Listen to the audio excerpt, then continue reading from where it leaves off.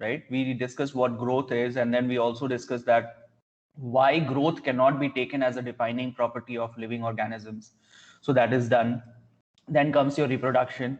Reproduction again is very, very important for a living being, right? But then again, reproduction was also not the defining feature of living organisms, as we have seen that there are some animals which reproduce, but there are some other animals also which do not reproduce, which means that they must be considered as a non-living, but they are living. So some examples that are given here, such as mules, sterile worker bee, infertile couples. Please remember these examples. These are the ones which are sterile, means that they cannot reproduce. Still, we know that they are living. So that is why reproduction was also not a defining property. Metabolism, you remember I told you metabolism is all the chemical reaction that occurs inside your body. So this metabolism again is a very, very important phenomena, and this will only occur in case of a living body.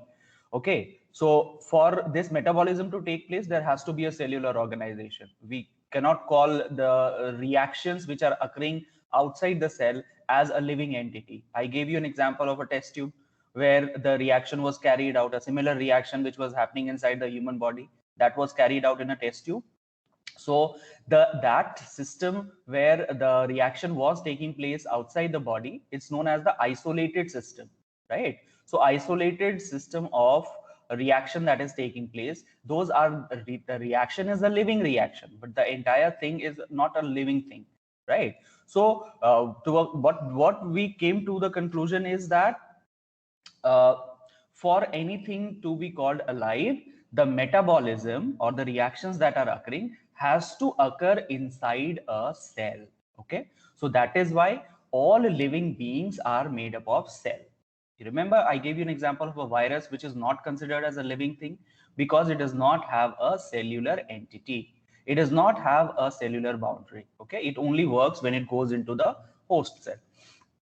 So metabolism could be considered as a defining feature because it occurs in all the living things. Then comes your consciousness, being aware of their surrounding. I hope you also remember that. So that was done. Then came the body organization, where we discuss about how the entire body is made up of. Like for example, the cell will constitute a lot many cells will come together to perform one specific function, and that will be known as tissue. Tissue, after tissue will come the organ, then will come the organ system, then will come the entire organism. So this is the organization into which the different animals and plants are categorized. Then we started with diversity in the living world, where we saw that there are more than 1.7 to 1.8 million species which are known and described. Okay, we also talked about why naming any organism is very, very important, because you know that if you don't name a thing, uh, no one else will be able to know which organism you're talking about. And the name that we give, the naming should be done in such a way that of course that name should be accepted by everyone in this entire world. Okay, so that system of naming that we normally do in the current days is the binomial nomenclature. Okay, and we have discussed about the binomial nomenclature earlier also. We will talk about it here also, so no need to worry. What you need to remember here is, children, that the if any new species is found, whether it's the plant or the animals, if any new species is found, then obviously the same pattern of naming will be given to them also, which is the binomial nomenclature. So two name has to be given to them, but who will give? The one who has found it, or the one who has reported it, or the one, it doesn't matter whoever has found it. You know, it is the duty of the two organizations which are known by the name ICBN and ICZN. Okay, so if you can see here, ICBN and ICZN, these are the two bodies which actually give the name to a new individual which comes or which is discovered. ICBN is for botanical nomenclature and ICZN is for zoological nomenclature. So if it is a plant, the naming will be given by ICBN. If it's an animal, it will be given by ICZN. Okay. Now you see, there are two components of scientific names. We have discussed this earlier also. Two components of scientific names include your generic name and specific epithet. If you remember, I gave you an example of Homo sapiens. I'm sure children, you all remember Homo sapiens. Homo sapiens is the scientific name of human beings, isn't it? It is the scientific name of human being. Now you see in here also we are using two different names. One is Homo and one is sapiens, right? So this first name that is given to any organism, this constitutes your genus, and the second name constitutes your species.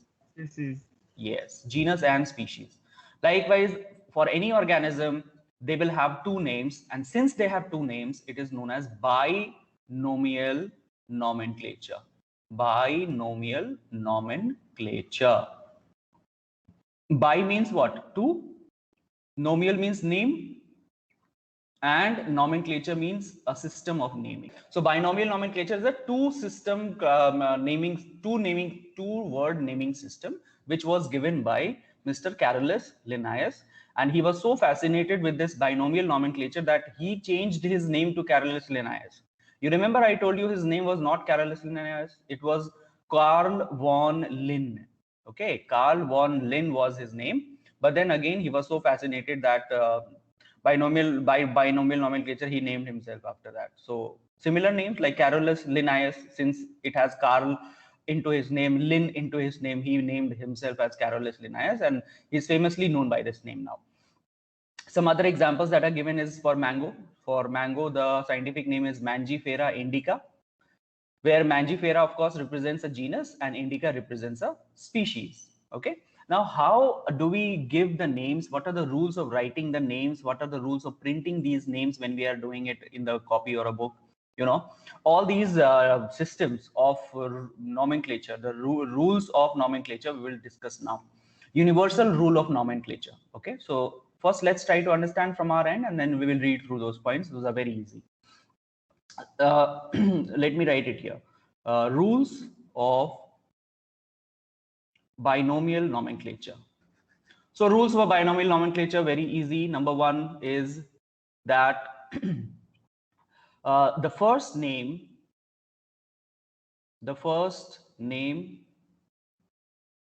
written constitutes genus, right? The second name written constitutes species. Okay. Then we have when, second rule is when the scientific name, you can simply write scientific name is handwritten. Okay, you already know all these points. When it is handwritten, both the names are separately underlined, isn't it? Both the names are separately underlined. This is also very, very important. Third thing which we need to follow is that genus name always starts with a capital letter, isn't it? And the species name starts with a small letter, right? So this is done. Next rule is when being printed, the scientific name in italics, right? Italics. There was one more point which we have discussed. Who is going to tell me that? Tell me fast. One more point that we have discussed. You know, the discoverer could be anyone. So whoever has described that species, found that species, or has given it a name to that species, his name will be written in abbreviated form. For example, most of the species that we know of today, the naming was given by Carolus Linnaeus. So in most of the scientific name that we write, we write his name only. but it's not necessary that always his name will come. It's on the name of the discoverer. So you can write the abbreviated form of the scientist who described it is written at last. Okay, now let's take an example to understand all these points. So let me write the name of a very famous fruit called mango, which is written as Mangifera. The rules are being followed, except one, of course. I'll tell you how and when do we write it. First, let's check about the 4 points that we have written. What have we written on the first? The first name written constitutes genus and the second name species, which means that this Mangifera is a genus and this Indica is a species, right? Indica is a species. Second is when scientific name is handwritten, both the names are separately underlined. You see, Mangifera is one word, Indica is one word, so I have separately underlined them. Separate underlining is important, children. You cannot simply, put one single line on both the names and you say that yes, now it is correct. No, separately underlined. Okay, so let me rub it. So that they have to be separately underlined. That is done. Genus name always starts with a capital letter and species name starts with a small letter. So you can see here this genus name has started with a capital letter and the species name has started with a small letter I, right? So that is also done. When being printed, the scientific name has to be in italics.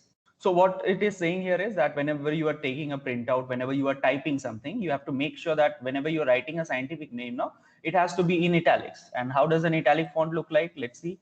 You see here, all other points that are written are straight, isn't it? But when the scientific name comes, it is slightly tilted towards its other end. So this is what italic font looks like. So that has to be italics always. Okay. And then the last point was the abbreviated form of the scientist who described it is written at last. So for example, Mangifera indica was described by Mr. Carolus Linnaeus. So the abbreviated form of his name, which is Lin for Linnaeus, will be also written, and this is how your complete naming works. These are some of the rules that you can follow while writing the scientific names anywhere, children. So don't forget that. You will be judged on, while you are writing your answers, you will be marked and your marks will be cut if you don't follow these rules. So that is why it is very, very important. So let's quickly read through those points which we have discussed just now. Biological names are generally in Latin and written in italics. So most of the names that we see now are coming from Latin language. Okay, it was a language which was very, very kind of high, what you call it, high level language, or the language of the intellectuals, you can say. In initial days, this italics or the Latin language was the language of the intellectuals. So that is why this was very, very widely spread language and widely spoken and widely written language also. So nowadays also, since all those discoveries and naming and everything was done in that period when Latin was at its peak, that is why today also we continue to read the names in italics only. I mean, in the Latin form only. So that is why it says that biological names are generally in Latin and written in italics. They are Latinized or derived from Latin irrespective of their origin. So it doesn't matter where a thing has originated, since the naming was done by the people of from the Latin native. The names are all Latinized. So that is why all the names, like for example, Mangifera indica, it is not an English name. Mangifera indica, it is looking somewhat very different. So because it has come from its origin as Latin, so that is why it is written like this. The first word of biological name represents the genus. So we know that first word represents the genus, while the second component denotes the specific epithet. Specific epithet means what? Species. Okay. Specific epithet means species, means that the characteristics are now very, very specific. which is only present in this group of individual. That is why it's called as a specific epithet. Both the words in the biological name, when handwritten, are separately underlined or when printed in italics to indicate their Latin origin, right? So we have discussed that also. The first word denoting the genus starts with capital letter and the species name starts with a small letter. Example given is Mangifera indica. Yes. Name of the author appears after the specific epithet at the end of biological name and is written in abbreviated form such as Mangifera indica Linn. Linn has given the name, so that is why his name is coming in an abbreviated form. It indicates that the species was first described by Linnaeus. What does this mean? If you find any other name here, after the two names, which is genus and species, if you find a third name here, you will come to know that the name of the person who described this is coming here in an abbreviated form. Okay. So these are some of the rules which you need to remember. Let's quickly move on to the topic called classification. Okay, again, very easy. Why and how are we going to classify the things? Classification is the process by which anything is grouped into convenient categories based on some easily observable characters. So what is classification basically? Let's take an example of an organism which you have caught from the forest. Okay, so when you have caught any organism from the forest, what will you look for? You will first identify the observable characters, right? What characters can you see from? You're not going to open it, cut it up and open it and look it under a microscope. No, you are looking it as it is. From outside, what are the morphological characteristics and how is it looking? What can I observe? So you will say that I observed that it is moving. So the first character was that it is moving. Second character was that it is not very small, not very big also. So okay, that is one of the characteristics. It has got tail also. And when I touched it, I felt that it has got backbone also. So these are all observable characters that you're seeing. And based on that, you are going to classify it. Where should I put it? So the first thing which you observed was that it is moving. So it is confirmed then and there that if it is moving, we are going to categorize it under the category of animals, not the plants, because had it been the plant, it would not have moved. But then again, it is moving. So one thing is clear that we are going to place it in kingdom. Then again, kingdom Animalia. Then again, after that, you will find that it has also got the backbone. So under Animalia, where will you put it? Where should I put it in Chordata or should I put it in Invertebrata or where should I put it? So that classification is also done based on the observable characters. So the basic idea is that based on any observable characters that you have for an organism, you tend to classify it. You tend to group it. That this particular organism is looking like that organism which I caught last year. So let me categorize it in the same category, though they are a little different, but many characteristics are similar. So that is what grouping or classification is. For example, we easily recognize groups such as plants or animals or dogs, cats or insects. They're all one group. Like plants are one group, animals such as dogs, all the dogs are of one group, cats are of one group, insects are of one group, isn't it? So the study becomes easy. The moment we use any of these terms, we associate certain characters with the organism in that group. Okay. So you see, children, whenever suppose I tell you to close your eyes, and if you close your eyes and I am going to, recite some names. So what would be the first thing that will come to your mind? For example, when I say cat, I'm sure every one of you has pictured inside your head how a cat looks like. When I say dog, then again a picture has appeared inside your head where you can see number of dogs of different varieties. But when I say dog, you are not going to picture about a cat. Are you getting the point? So how do you think that those pictures start to come inside your head?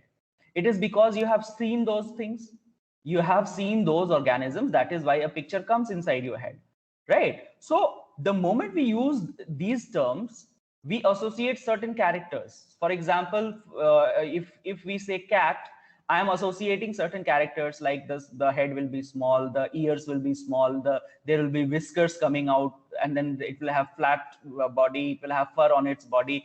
All those characters we are figuring out inside our head only, because we have associated cat with certain characters and we already know that, isn't it? But if I tell you a name which you have never heard of, or if you have never related that word to anything, then of course you will not be able to picture what it is. For example, if I say, let's say any word which is very, I mean, which you haven't heard. For example, let's say aluda. Aluda. Randomly I have spoken a word aluda. But then you will say, ki, sir, what is aluda? I've never heard. It looks like alu and da and I don't know, whatever. But then when I actually show you the picture of an aluda, you will come to know, oh, sir, this is what an aluda looks like. So whenever in future I call that name, no, that picture will stick inside your head and you will see, yes, yes, yes. And now I remember I've seen that on picture in the book. I've seen that. Right. So that is why those characteristics needs to be known by you by the specific name of the organism, so that the picture sticks to your head. The scientific term for these categories is taxa. Okay. So the terms that we are using, like cat, dog, lion, tiger, or monkey, or whatever, all these are in one taxonomy category, which is known as the taxa. Okay. For example, when I say plants, example given here is when I say plants, or what type of plant, I say it's a wheat plant. Okay. So both these plants and wheat that I have taught are all taxa only. Both of them are taxa, but what is the difference? Difference is that it's another level taxa. It is another level taxa. Okay. So as we move on, you will find that the naming that is given to an organism, the classification that is done for an organism, each of the hierarchy comes under one taxa. Right? Let me take an example. I'll show you the example as we move on. So let's read through it first. Taxa can indicate categories at different levels. For example, plants also form a taxa. Wheat is also a taxa. Similarly, animals, mammal, dogs are all taxa at different level. Okay. So when we categorize as something as mammals, and then I say dog, all these are the characteristics of dog only. Dog is an animal, dog is a mammal also, and dog is a dog also, of course. So this is also one taxa, this is also one taxa, this is also one taxa, and further if I go on categorizing it, all of them will be the different taxa only. So that is what a taxa is that you need to remember. Okay. We will take some examples later on. Let's move on.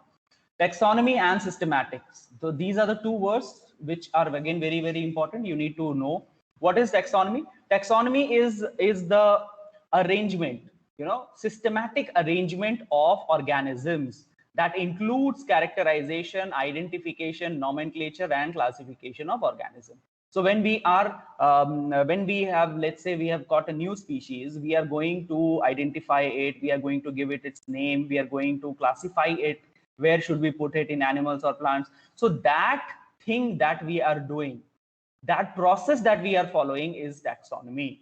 Okay. Because we are giving it different taxa.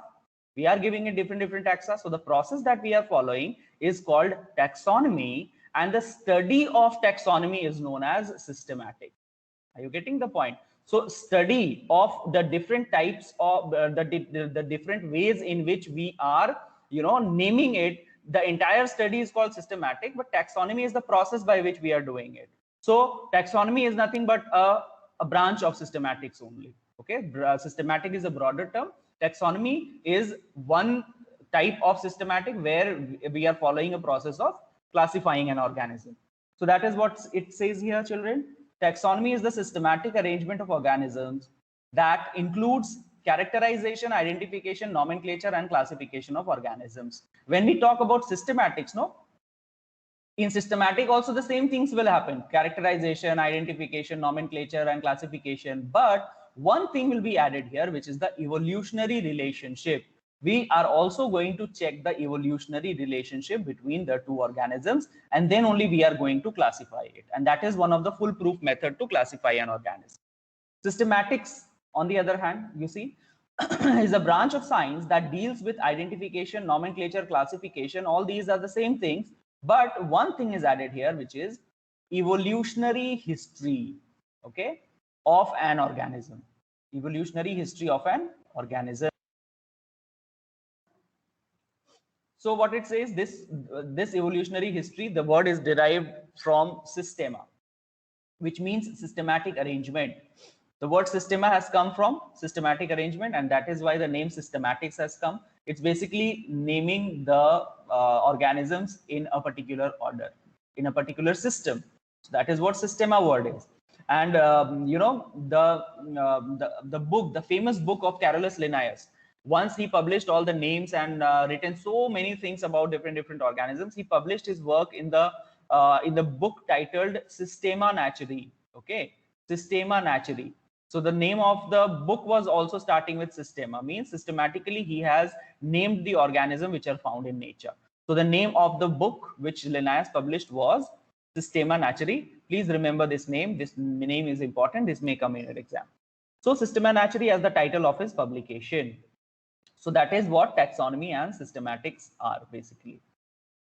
Different taxonomic categories that we can think of. You already know, it starts with kingdom, then comes your phylum, class, order, family, genus, and species. These are the different taxonomic categories.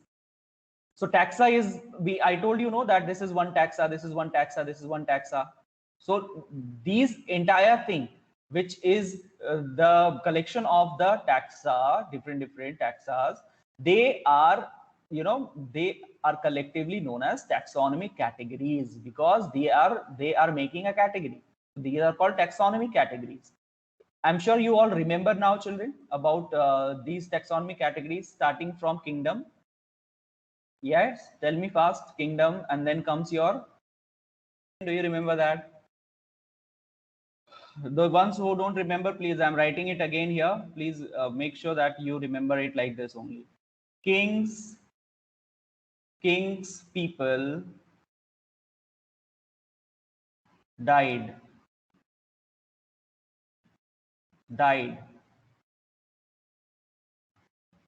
यहाँ पे लिख देते हैं पूरा हाँ. Kings, people died cause of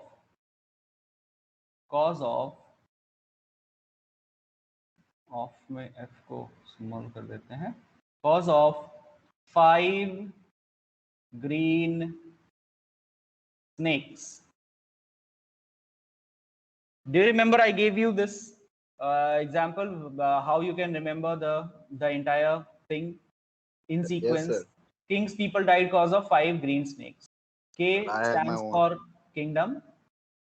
P stands for phylum.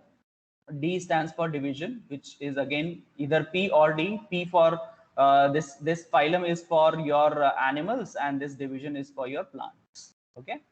So D and then cause. It's the short form of because.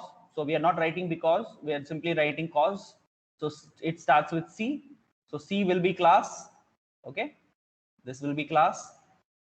Then of, order, O, F again family, G genus, and S species. So this is how you can remember it in sequence, and this is the sequence you need to follow, which is again important. Okay. So remember that. Let's read through it quickly. Classification involves hierarchy of steps in which each step represents a rank or category, isn't it? So each step, this is one step, this is second step, this third step, all these are one taxa only. This is one taxa, this is another taxa, this is another taxa. You can call it taxa, you can call it rank, it doesn't matter, it's all the same things. Okay. So since the category is a part of overall taxonomic arrangement, it is called as taxonomic categories, and all categories together constitute the taxonomic hierarchy. This question, children, you remember I asked you, what is the taxonomic hierarchy called? Taxonomic hierarchy. This question I gave, no? So remember this hierarchy we are talking about. What is this hierarchy that we are talking about? Hierarchy is nothing but the steps or the levels into which it is categorized. So in this hierarchy, taxonomic hierarchy, if I ask you which comes above, which comes at the top in the taxonomic hierarchy, You now understand what I'm asking. In the taxonomic hierarchy, the topmost thing which comes is the kingdom, after which it is phylum, and then class, then order, family, genus, and species, isn't it? So since the category is a part of overall taxonomic arrangement, it is called taxonomy category. This is one taxonomy category, this is another taxonomy category. The entire thing will constitute your hierarchy, which is the taxonomic hierarchy. Each category referred to as a unit of classification, in fact, represents a rank and is commonly termed as taxon. So what we have seen just now, you can call it a rank, one rank also, you can call it taxa also, you can call it one taxonomic category also. Okay, so all these are the same thing. Taxonomical studies of all known organisms have led to the development of common categories such as kingdom, phylum, division, class, order, family, genus, species. All we know already. So how do we classify them? When do we put what organism where? Let me try to make you understand by this picture here. A little bit will be clear to you as to how we are categorizing different organisms. Okay, so pay attention. Suppose we are talking about a bear, which is a grizzly bear. Okay, grizzly bear is a little different from a black bear, little different, but then again both of them are bear only. But then there is a difference. You can easily see the difference in their structure also. You can easily be able, you'll be easily able to identify if two bears are given to you. You will easily be able to identify which one should I call as grizzly bear, which one should I call as a black bear. But both of them are bear only. Okay, the species is not same, but genus is same. We will see that. So let's say we are talking about the grizzly bear and we are going to categorize it. So suppose this animal comes to you, you will first see where should I place it, whether should I place it in the kingdom Animalia or should I place it in the kingdom Plantae. So as you can see, it looks like an animal, it is moving from here and there. So of course we are going to place it in Animalia, isn't it? So we have placed it in Animalia.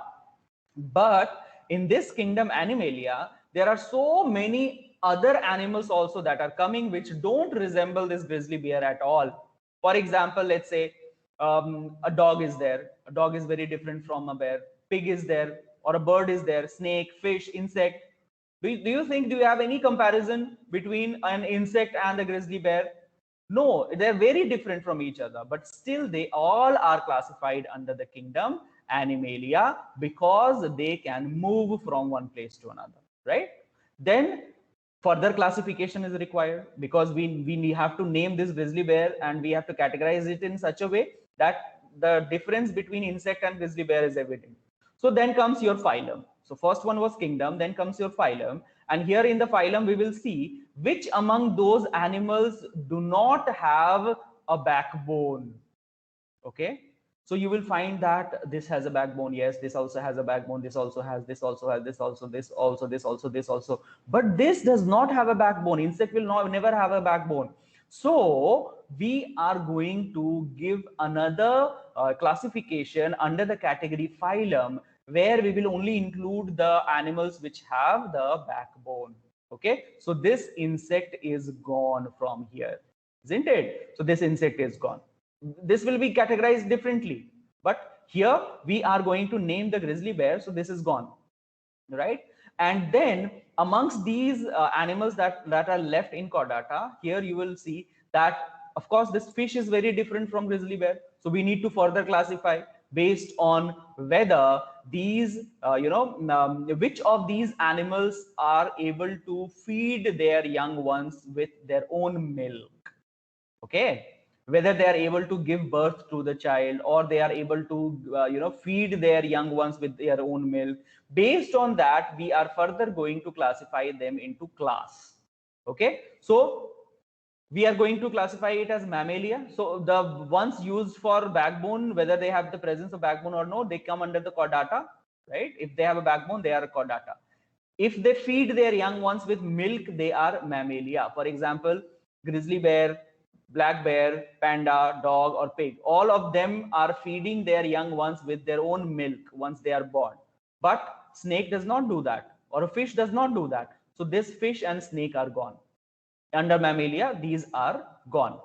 Then comes your another category to see whether those mammals that we are talking about, are they having the canines, the teeth which is used to tear the flesh.